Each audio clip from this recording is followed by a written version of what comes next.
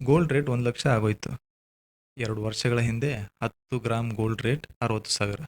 ನಾವು ಆವಾಗಲೇ ಖರೀದಿ ಮಾಡಿ ಇಟ್ಕೊಂಡಿದ್ರೆ ಇವತ್ತು 40,000 ರೂಪಾಯಿ ಲಾಭ ಆಗ್ತಾ ಇತ್ತು ಅಂತ ನೀವು ಯೋಚನೆ ಮಾಡ್ತಾ ಇದ್ದೀರಾ? ನೀವು ಇನ್ನೂ ಗೋಲ್ಡ್‌ನಲ್ಲಿ ಇನ್ವೆಸ್ಟ್‌ಮೆಂಟ್ ಮಾಡಬೇಕು ಅಂತ ಅಂದ್ಕೊಂಡಿದ್ದೀರಾ? ಹೇಳಬೇಕಂದ್ರೆ ಕಳೆದ 10 ವರ್ಷಗಳಲ್ಲಿ ಮ್ಯೂಚುವಲ್ ಫಂಡ್ಸ್ ಗೋಲ್ಡ್‌ಗಿಂತ ಹೆಚ್ಚು ಲಾಭ ಕೊಟ್ಟಿದೆ.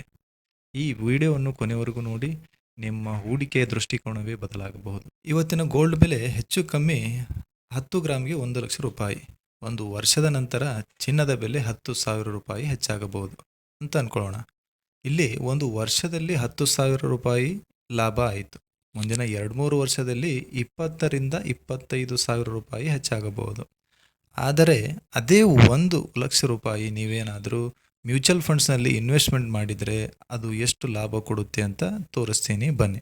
ಇಲ್ಲಿ ನಾನು ನಿಮಗೆ ಒಂದು ಎಕ್ಸಾಂಪಲ್ ಮುಖಾಂತರ ಹೇಳ್ಕೊಡ್ತೀನಿ. ಗ್ರೋ ಆ್ಯಪ್‌ನಲ್ಲಿ ಒಂದು Parag Parekh flexi cap fund ಅಂತ ಒಂದು ಮ್ಯೂಚುವಲ್ ಫಂಡ್ಸ್ ಇದೆ. ನಾನು ಈ ಮ್ಯೂಚುವಲ್ ಫಂಡ್ಸ್‌ನಲ್ಲಿ ಹೂಡಿಕೆ ಮಾಡಿ ಅಂತ ನಿಮಗೆ ಹೇಳ್ತಾ ಇಲ್ಲ.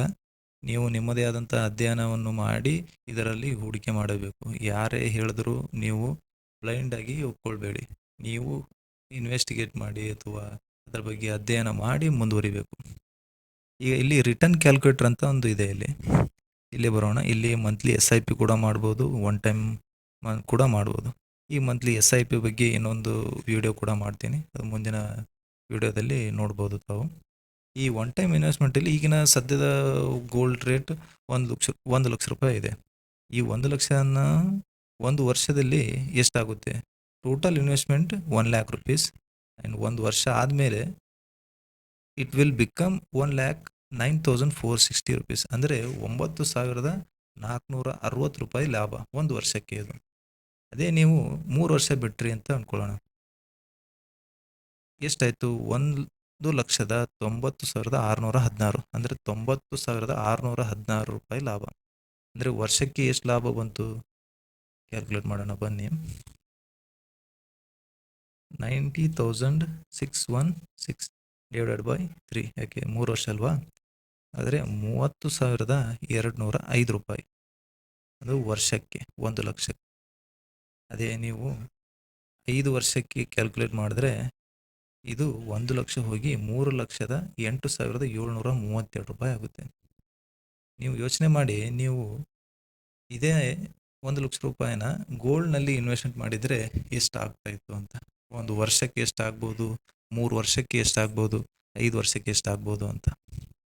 ಗೋಲ್ಡ್ ಖರೀದಿ ಮಾಡೋದು ನಮ್ಮೆಲ್ಲರ ತಾತನ ಕಾಲದಿಂದಲೂ ಬಂದಿದೆ. ಆದರೆ ಇವತ್ತಿನ ಹಣಕಾಸಿನ ಜಗತ್ತು ಬದಲಾಗಿದೆ.